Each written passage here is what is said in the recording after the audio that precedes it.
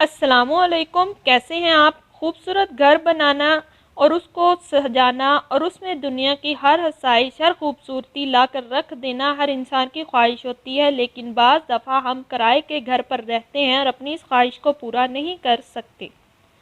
अपने ज़ाती मकान के हसूल के लिए आपने हर रोज़ फजर की नमाज़ पढ़ कर 313 मरतबा हस्बुनल्लाहु व निअमल वकील अव्वलो आखिर 3 मरतबा दुरूद इब्राहीम पढ़कर आपने दिल के साथ, खुशू के साथ, तवज्जो के साथ दुआ करनी है।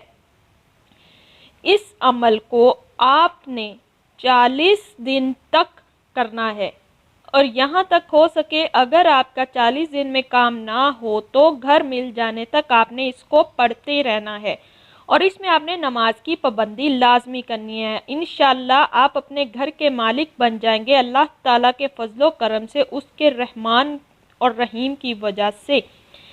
वीडियो अच्छी लगी हो तो लाइक करना, चैनल को सब्सक्राइब करना मत भूलना और साथ लगे हुए इस घंटी के बटन पर लाजमी क्लिक कर देना ताकि मेरी वीडियो मिलती रहे। अभी तक के लिए बस इतना ही। अपना बहुत सारा ख्याल रखना। अल्लाह हाफ़िज़।